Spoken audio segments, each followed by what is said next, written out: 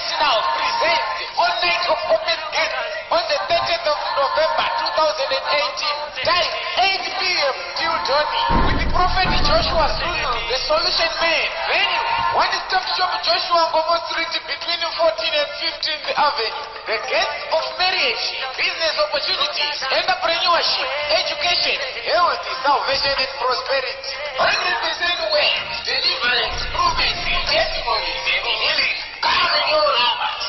For more information, contact +263 774 308 558. Tosanganeko. Muzachiero, Jimari, Asli Muzachiero, Morosokani, Shabari, Morosokani, Shabari, Modereokani,